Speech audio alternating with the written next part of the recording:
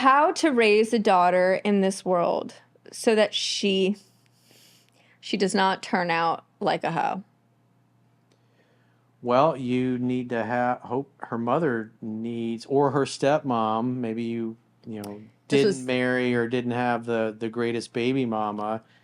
What she really needs is a good example of you with a woman that you love and who loves you, who respects you, who communicates like an adult, who is mature, who doesn't act like a hoe, she doesn't dress like a hoe.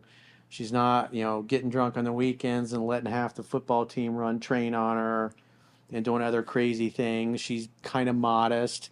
And so kids are going to grow up, and whatever is modeled for them at home is what they're going to go out and do.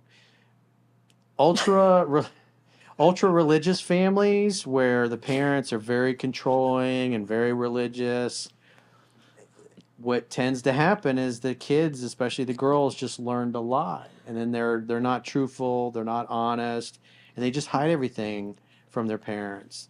And because the parents never really, because when the kids are little, up until about 12 years old, it's usually like around when they're 12 when they start kind of expressing their personalities and their identity.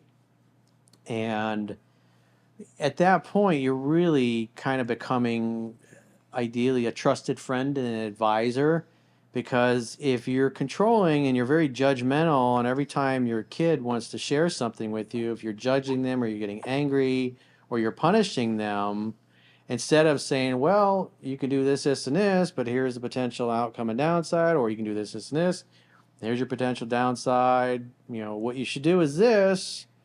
But sometimes, especially kids that get to be teenagers, they're going to rebel a little bit, and they want to show mom and dad doesn't know everything, and I'll show them, I'm going to do it my way. And sometimes you just got to, let them hit the wall and let them fail, and then be there to pick them back up and dust them off. And you can say, I want to say I told you so, but it's like I said what I said because I had experience. And it's like, I wish you would have listened to me. I still love you. I still support you. And, if the girl has a healthy level of respect for her dad, and especially the mom or the stepmom, then she's probably going to listen to you. If you have an open relationship where she can speak her mind and she's not going to be judged, and you and your significant other are there to help her make an informed and intelligent decision, kind of like coaches. I mean, when they're little, you're the center of the world, but from like 12 years old and beyond, they start wanting to express their own personalities and develop their friendships and hang out with other people. It's like things like drugs, especially getting into high school. It's like you're going to have to tell them what they're going to see, what they're going to experience. You're going to have to talk to them about things like fentanyl and the dangers of that stuff, and because that stuff's out there. And what happens, which is tragic, is that parents are very strict, or worse, they're just kind of indifferent and not really involved in the kids' lives. And, they have a kind of a fake relationship with their children. And the kids are only going to tell them what the parents want to hear. And then they, get a knock at 3 o'clock in the morning, and a blue light special is going on. It's like, hey, your daughter was killed in a car crash. She was drunk driving, or she was on meth, or she was riding in the back of a pickup truck, and the person was driving the pickup truck was doing drugs, and everybody in the back of the truck was doing drugs, and it flipped over, and she died, or she's been paralyzed, or she's in critical condition, or whatever it happens to be. And the parents are mortified. They're like, our little angel, she would never do drugs. She would never do any of that stuff. And it's because those things happen because the parents don't have a relationship with their kid, and the kid hides everything. And the reason the kid hides everything is because they got judged.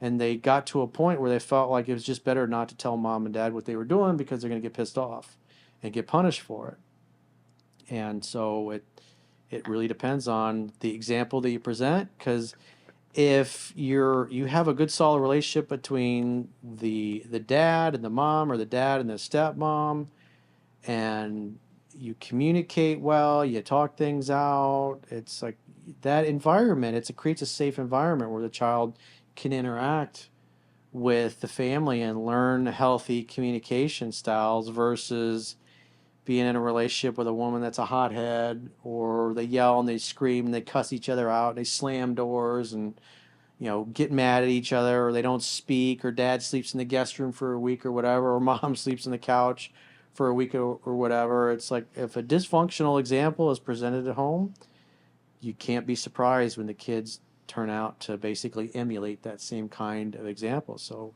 what kids really need to see is mom and dad happy and in love and having a good, healthy, stable relationship where mom is easygoing, easy to get along with, they communicate well, they're not angry, they're not pissed off all the time. Because again, whatever is modeled is what the kid's gonna do.